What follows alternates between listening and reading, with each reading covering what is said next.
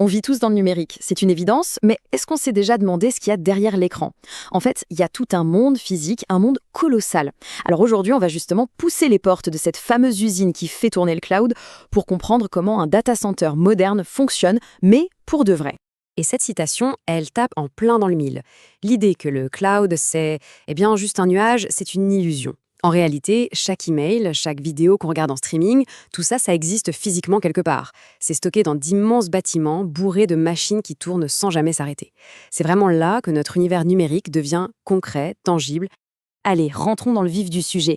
Le truc vraiment essentiel à comprendre, c'est qu'un data center, ce n'est pas juste une salle pleine d'ordinateurs. Non, il faut le voir comme une véritable usine, une usine à convertir de l'énergie. C'est simple, de l'électricité rentre d'un côté, elle est utilisée pour faire des calculs, et ce qui en sort principalement, c'est de la chaleur. Absolument toute l'infrastructure est pensée pour gérer ce flux, ce processus, et surtout pour le rendre infaillible. Et tout ça, en fait, ça se résume à trois grands défis. D'abord, il faut sécuriser l'alimentation électrique. Elle doit être constante sans la moindre faille. Ensuite, il faut impérativement se débarrasser de toute la chaleur produite.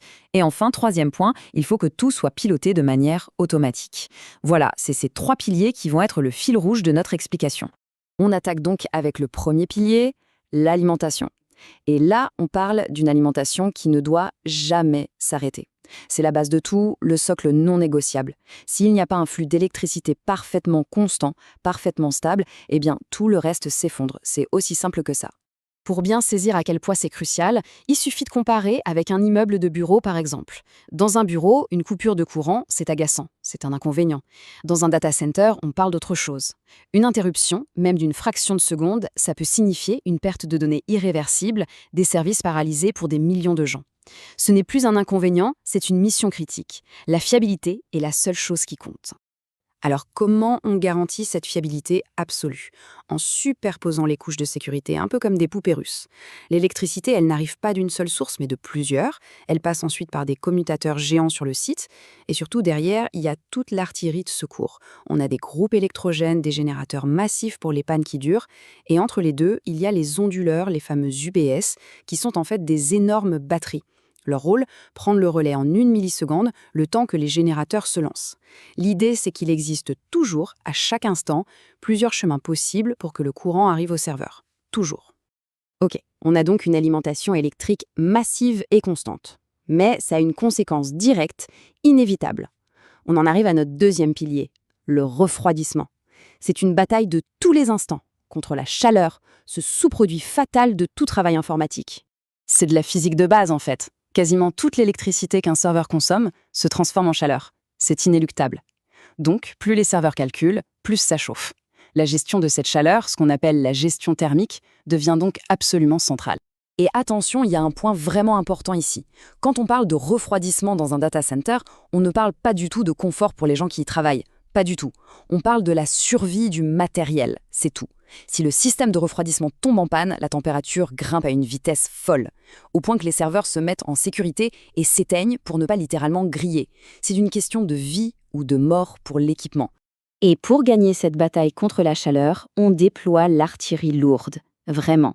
On a des chillers, des tours de refroidissement gigantesques, des kilomètres de tuyaux avec des pompes surpuissantes, des unités de traitement de l'air. C'est tout un système mécanique à l'échelle industrielle dont l'unique mission est d'aspirer la chaleur des serveurs et de la rejeter à l'extérieur. 24 heures sur 24, sans relâche. Bon, on a l'énergie d'un côté et le refroidissement de l'autre.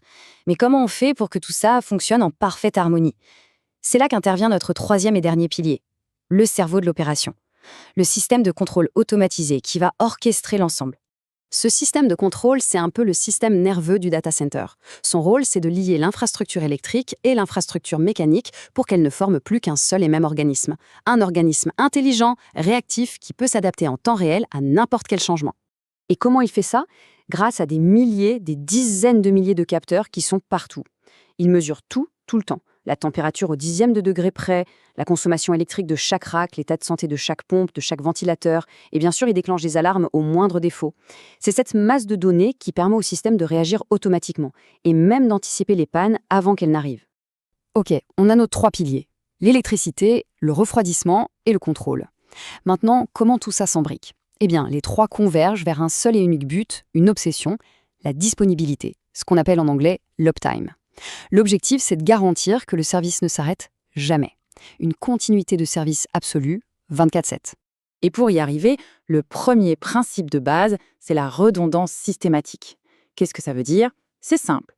Pour chaque équipement critique, chaque pompe, chaque onduleur, chaque câble, il y en a au moins un deuxième, identique, juste à côté, prêt à prendre le relais à la milliseconde. Absolument rien n'est unique. Il n'y a aucun maillon faible. Et la conséquence directe de cette redondance, c'est ce qu'on appelle la tolérance aux pannes. L'usine entière est pensée pour continuer à tourner à plein régime, même si un ou même plusieurs de ses composants lâchent.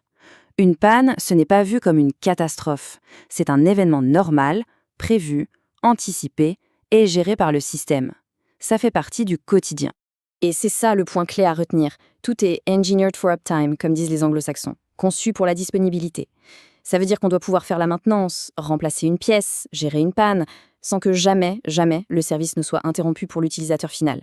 C'est ça la différence fondamentale entre un data center et n'importe quel autre type de bâtiment au monde. Finalement, la question c'est qu'est-ce qu'il faut pour garantir que notre monde numérique ne s'arrête jamais?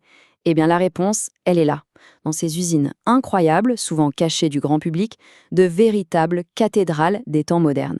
Des lieux où l'on transforme l'énergie brute en information avec une fiabilité qui frôle l'absolu. 24 heures sur 24 et 365 jours par an.